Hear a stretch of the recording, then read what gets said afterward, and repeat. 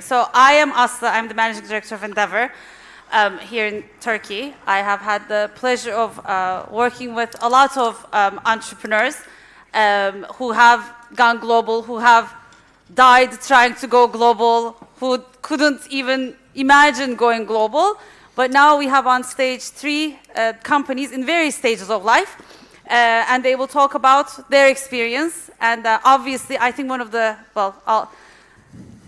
the takeaway is that not one playbook fits all, but we will get as much input as possible so that everybody here can walk away with something that's doable. We also have people with different business models. We have a pure B2B. Can I call you B2B2C? B2B2C, and very much, born global, B2C all the way, new generation company FERASET. So I have Serhat from Insider. From boring to more fun. Oh, no. No, don't say that. For a business model, ours is boring. So. I mean, I wouldn't call it boring. Let's not label business models, I think.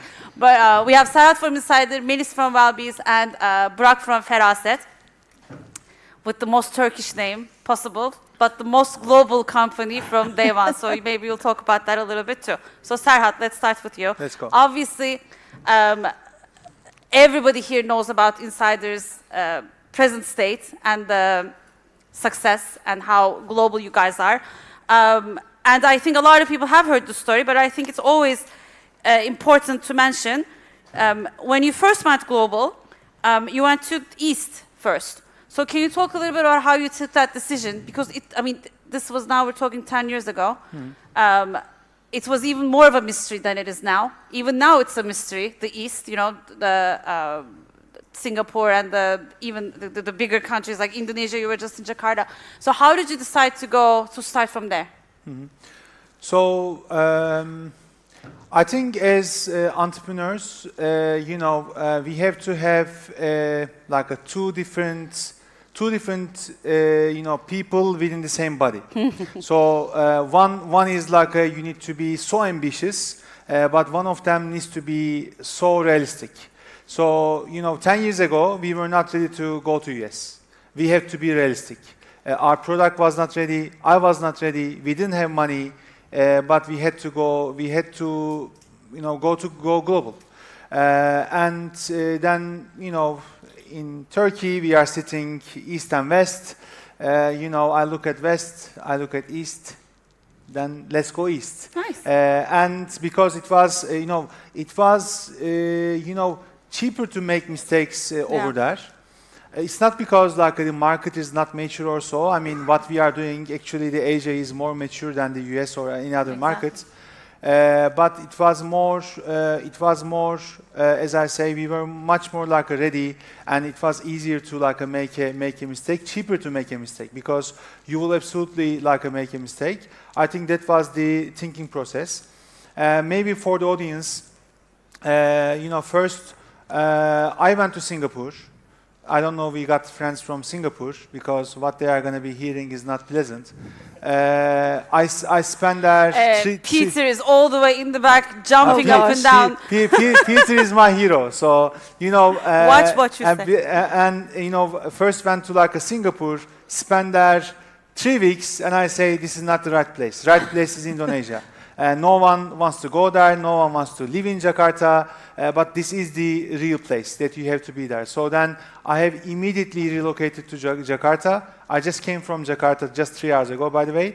And, from there, we manage the rest of it. So, again, if you go to MENA, never go to Dubai. You have to go to Saudi. If you go to Asia, never go to Singapore. This is not a market. This is Hotel Singapore. You go straight to the real market. The real market is Indonesia. So, I think,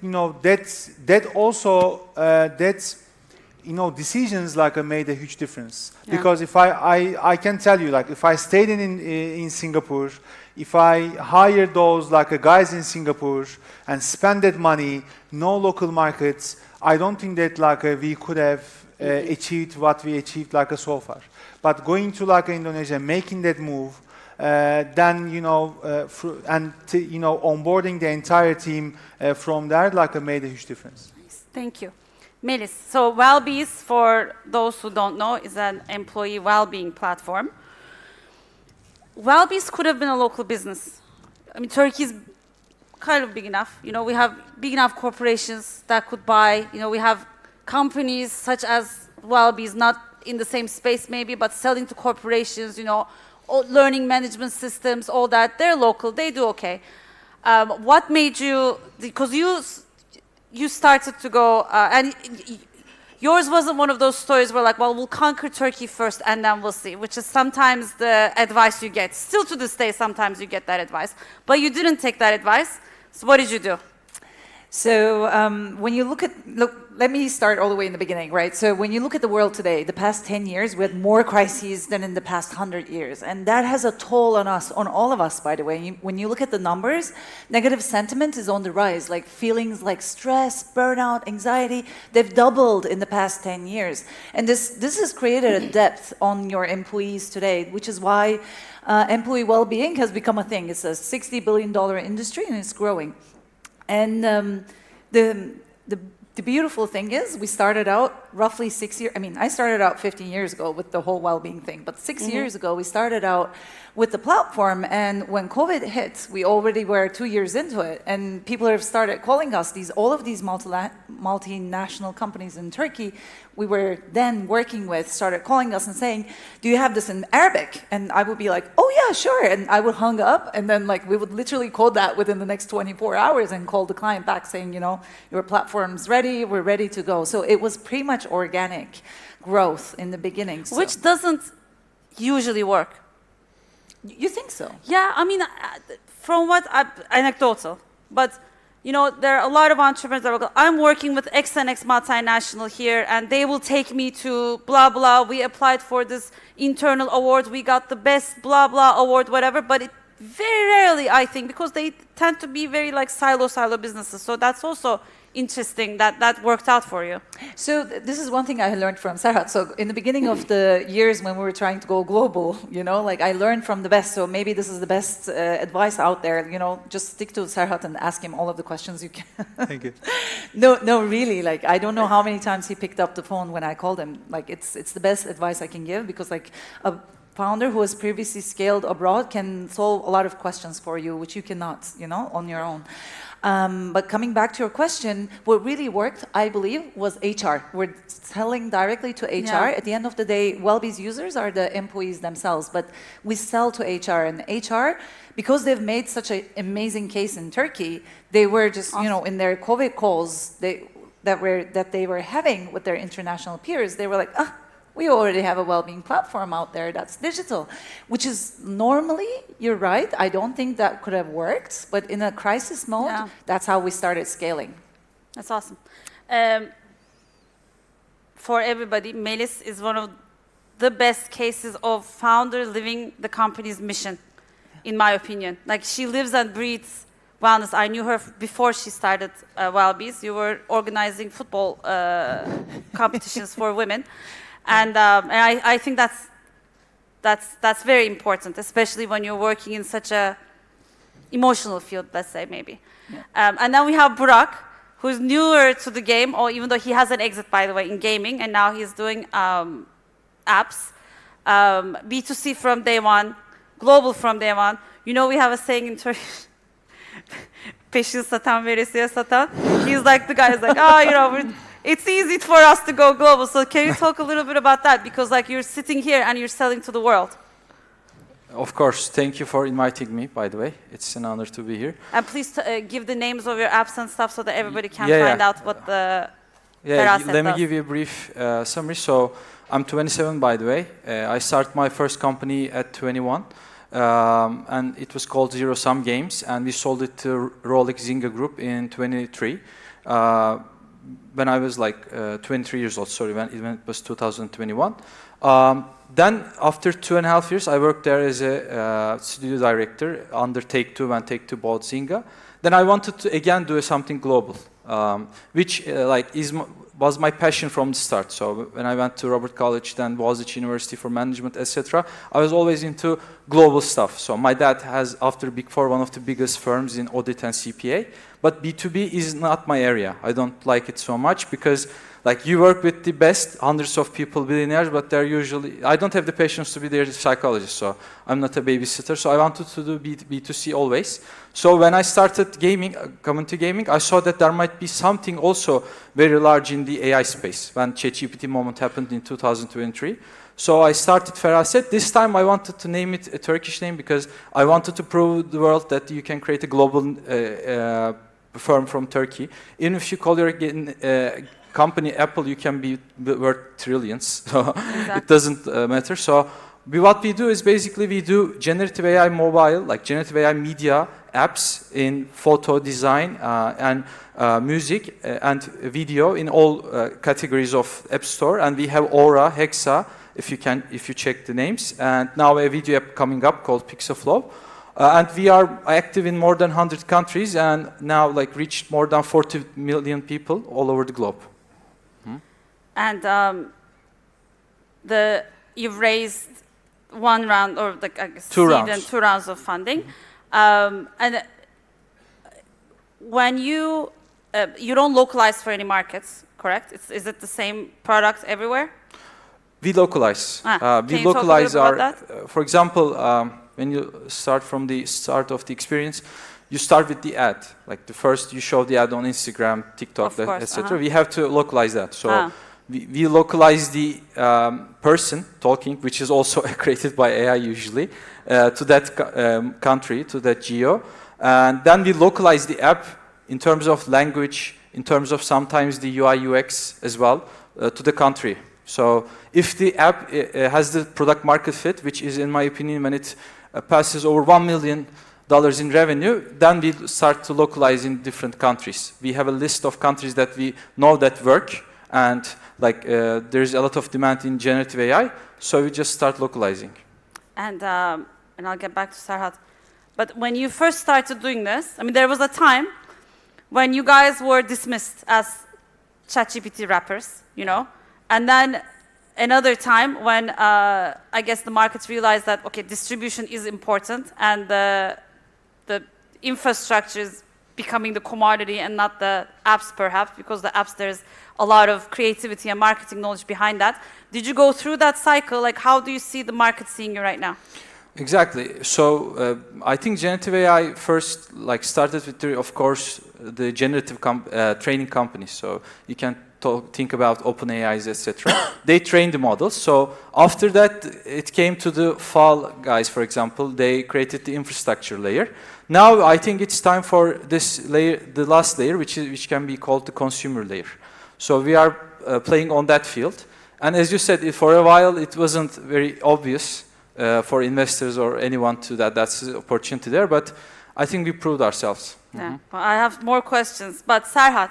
So right now you have offices in more than 30 countries. Mm-hmm. These are physical offices, right? And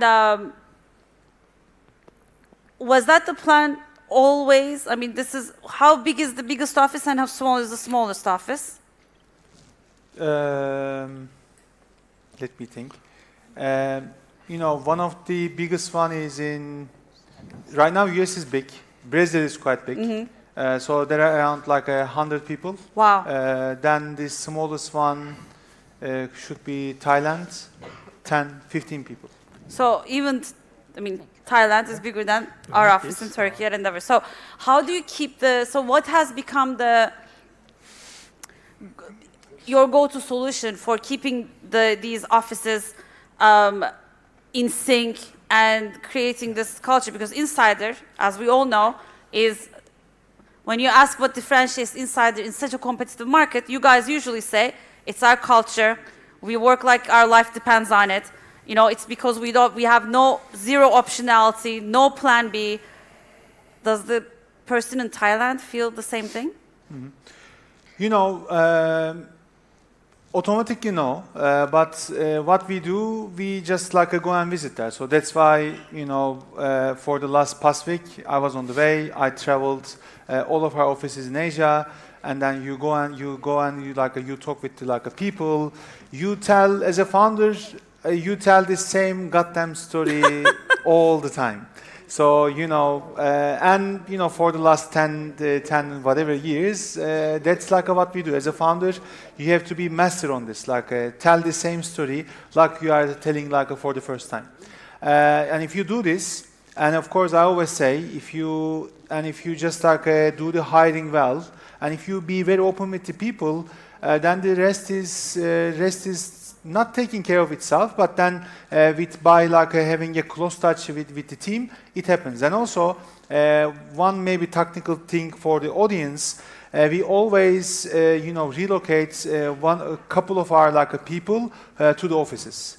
So because in each office we got someone great, one or two. No.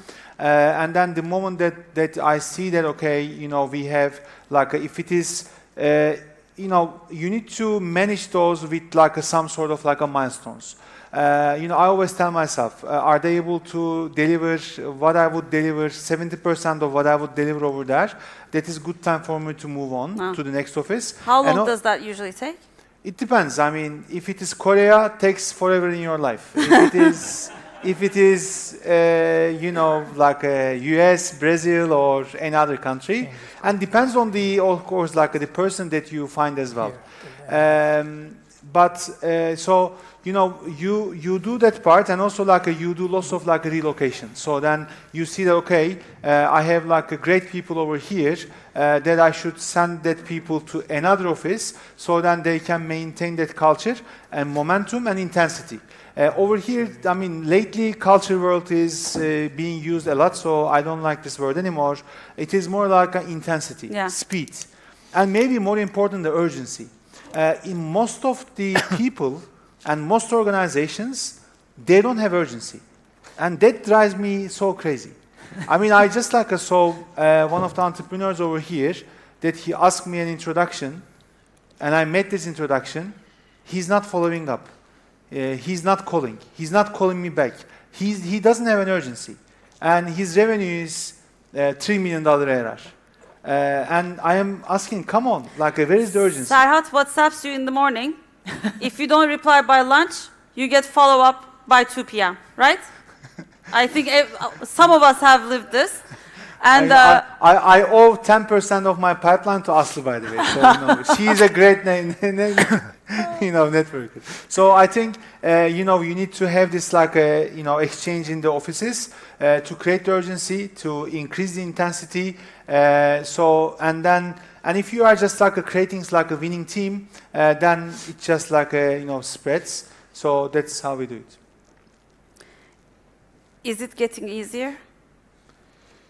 It is not getting easier, unfortunately. I want to say, yes, it is getting easier. Actually, it is getting way harder, really, because scale is getting bigger, the issues are getting bigger.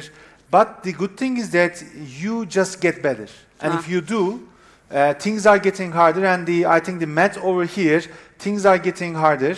And if you get better than getting harder, then you become successful. It's like the escape velocity of trying to live forever, right? Yeah, exactly, and nothing is getting easier, unfortunately.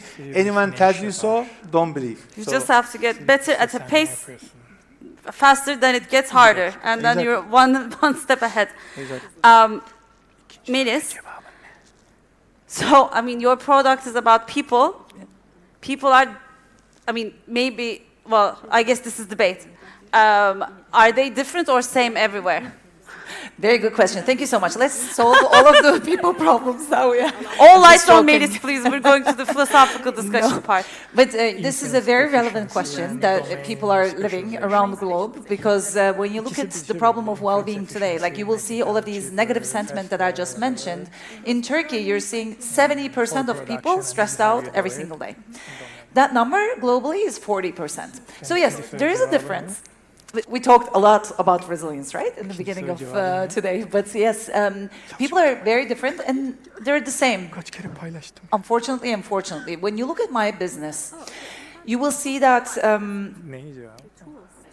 Well, when it comes to well-being, we all know what we need to do, right? Like we all know that we need to drink more water, we need to scroll less on social media, we need to spend more quality time with our kids. We all know that. We have the awareness. What we don't have is how do we turn that into habits? How do we really get that into our lives? All of us have 100 to 120 different habits that we do every single day, and getting that one bit into that list is the most difficult part. But that works the same way, like scientifically, the habit formation works for everyone the same way, and that's what we do through our application. So you can call us, thanks, What so do you is do? Peter here? What's the one thing that people love you for? It's the habit formation. So when you get onto the application, we will raise your average number of steps that you're taking on a single day by 50%. We will make sure that you feel less stressed on a single day. So that's what we deliver. And now, because you said we're B2B2C, right? So we're very strong in two regions. Like we're very strong in Turkey, and then we're very strong in Gulf. And through Gulf, we're actually servicing 160 different countries. Roughly 500,000 people every single day in 37 languages. And what works universally is how habit formation works. All habits start small. I don't know, does anybody smoke here? Yes? I don't, but yes. Okay, thank you so much. I will come and talk to you later on. But it all starts small, right? Like you just take a drag, and then you take a cigarette, and then you get like a package of cigarettes, right? Like it all starts very, very small. We all try to change better. The way we live, we're trying to change it. But we try it with very big steps, you know? We try to lose 20 kilos. We try to like start going to the psychologist maybe 5 times a week or something. Our goals are too big. We need to start very small, and that's how habit formation works. And that's what the Wellbees app does for corporations. Tiny habits on a single day with micro habit changing that's happening every single day. So Gulf is now your focus, Yes. and you're nowhere near done. So Nope. 50% of our revenues come from comes Gulf from the Gulf, now. but you still have a lot of way to go in the Gulf. So I'm not asking about what's next in terms of geography. Should I? Yes and no, because like through Gulf, we now have 37 languages. And with the 37 languages, we're now finalizing our Series A in November, at the end of November. And with that, we're going to do a lot of growth stage, I would say, we would knock on a lot of doors with those additional languages, I would say. So Burak, one thing about B2B is that it's sticky, you know? Like if you're in an organization, chances are, unless you do something fatally wrong, right, they won't churn usually, like you'll be hopefully working a long time. In your case, that's not the case. And from the point of view of a consumer, it seems like bloodbath out there in terms of what you're doing. You tell us, is it? How are you surviving? There are obviously people who are outspending you. So how do you manage to reach these numbers? And obviously you're doing really well. So what's the secret? Great question. So in our sector, we call that, I think, retention, basically. We look at different kind of retention, but the retention that we look at mostly is the subscription retention in our case, because, for example, like for you to compare between gaming and the apps sector, in gaming, it's all about how much the user sticks, if it's a free user or a paid user. In our case, we don't really care about the free user. We really care about the paid user, because we have to spend lots of money when they do inference, when they do use our AI system. So we have to have paid retention. So how to increase that? Like the first metric to increase that is giving the customer what they want. So the first thing they look at, like as my experience, it's my experience, according to my experience, the output quality. If the output quality is well, and if they are getting the like the good quality for their money, they will stay. That's the first thing. Second thing I think is for them to come back, not every day, but whenever they think of something. For example, a design for our app Hexa. You can design like even from tattoos to your house. So like there's lots of design options. So when they think of a design in their head, they have to come to your app. So that keeps them retained. Like it keeps them subscribed to your app, basically. You only do, I guess they're called utility apps, or also like. Does that make sense? Yeah, it makes sense. Is that what you're focusing on, or? I think it's a merge between utility and entertainment, I can say. Awesome. And so next step for you is, in terms of like you said,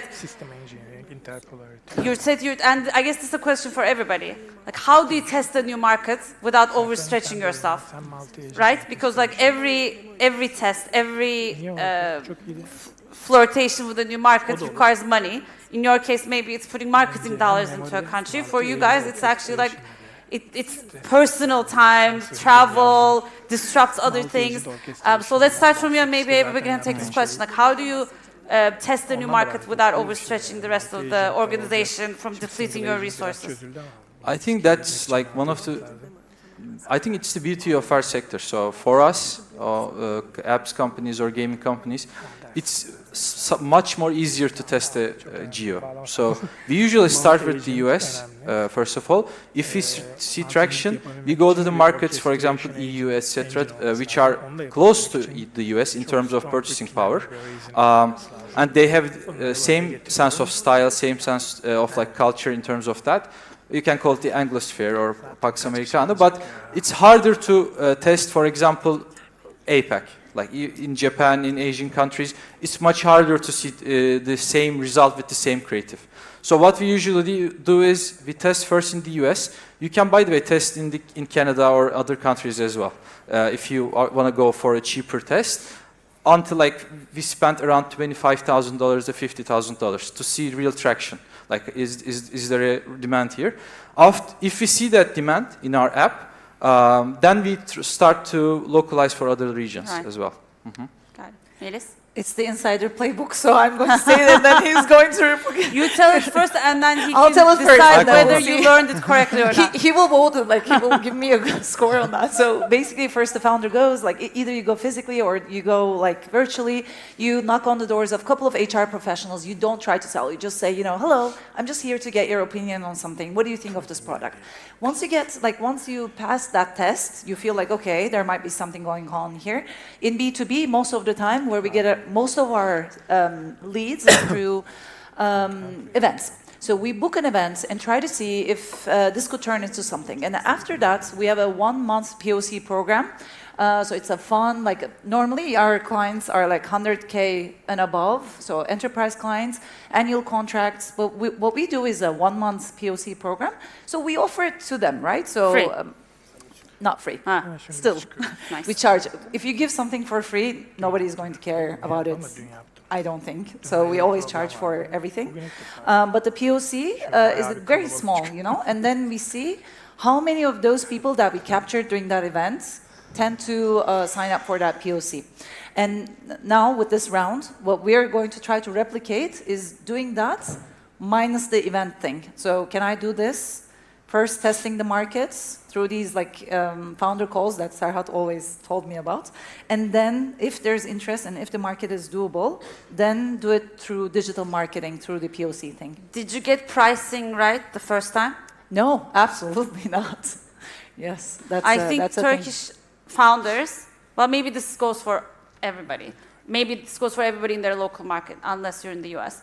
They, when they start out, obviously they can't charge a lot. And I think our local market doesn't want to pay a lot for some things anyway. So you sort of like set that benchmark, and then people have to like go out of their thinking models to charge more sometimes. This happens a lot in SaaS companies. I think they go to market quite cheap, and it takes them a long time to bring it up. Obviously, going into a new market is a great reset. So you can say, okay, we won't do the same thing. So how did you approach pricing? That's a great question. So first of all, we've done it all wrong in the beginning. So in the beginning, in terms of because like this is one thing that we kept on talking with Serhat about, because you need to have these clients that you need to refer about, because when you're sitting in front of someone in HR and they're like, so who else are you working with in this space? And you're like, no one. You're going to be the first one, bingo. Like, and there are those visionaries who are going to sign up because like they want to be the first, but HR is not necessarily a department that likes to take a lot of That's risks, true. unfortunately. So what we have learned is that we do the first 5 to 6 clients at a lower price, but then we immediately raise the prices roughly 20% above the market average in that market. Serhat? Yes, good one. By the way. Ah. So, I passed. I mean, one thing that maybe I can maybe add, you know, what matters at the beginning is like the logos that you acquire, the logos that you can get. So, and I call it like a market entry cost. And then if you are going to the market, you enter the market like no matter what. And you know, we never been scientific about like the pricing. Yes, like we really like went cheap. Then you know, once you have like a good product, and especially of course, if your product is sticky as well, then you can always like play the pricing like later. I think if you are going to like a market, just go offer POCs, offer for free. You need like a logos. You need some referenceable like a clients, because one potential mistake the companies they make, they are over-engineering this like a lot. The only thing that you have to over-engineer is like a logo acquisition. You have to get those like a logos. At the beginning, you will make some like a pricing mistakes, but these are all like a market entry cost. So that's what I would do. And what was the first question? So I'm going to change the first question for Okay. you. But yesterday, Haktan said, we had a Founders Day, I think related to this. He said, you know, when you have competitors that are big names, one differentiation you can make is easy onboarding. So like keep your contracts easy. You know, like don't give, allow them to maybe, you know, have a dialogue. Don't be, you know, closing all the doors, because that's what the big guys will be rigid and unmovable. So you can be sort of the agile guy who can also just like simple, you know, to do business with. And do this in a way, control the narrative. I mean, that's like really important, because, you know, we ask ourselves, this is very easy question, but if you really ask this question to yourself, and if you are going to be honest to yourself, this could be like a really game changer for your company. We ask what we can offer that our large competitors cannot. You know, and you know, one thing is in our industry at least, onboarding and migration is always like a super painful. That's why like companies, they tend to not to change their software vendors, because they're always like scared. So, you know, focus on that one, and also we make this you know, our total cost of package is like a very you know, competitive. And you know, these are something that the large competitors they cannot match, but we just like we also like a control narrative, saying that look, we are offering this not because we are smaller vendor or newer vendor, just because we trust our onboarding better. Our product is better, and yes, you are taking a risk to work with me, and let me share the risk like with you. And if you also like control that narrative, then enterprise brands, they don't see you as like a small vendor, but they will see you, okay, those kids, they are confident, they know what they are talking about, they share my risk, or they even like take all of my risk. Then it's all about you go and you have to really deliver. And as a founder, you have to be there, you have to control, you have to, I call it like you need to be micro-interested, or you can call it micromanagement. I love micromanagement because, you know, I need to see by myself. I need to see that this is working. Then, you know, then when they are like telling me something, they know that I know. and they need to know that I know. So then, we can delegate like a better. I don't like delegation like a by default, especially when you are doing this internationally. Delegation is like a big enemy. You have to do it yourself, and your team needs to see that you are able to do it. So then, then you do it like a together. Nice. So, one word / one sentence answers for my next 3 questions. The most underrated market Turkish startups should look at. He answered. I mean, everybody thinks it's Indonesia, Dubai, UAE. We need to go there. Saudi, like in every Underrated. market. In every market, go to one place where everybody else is not going.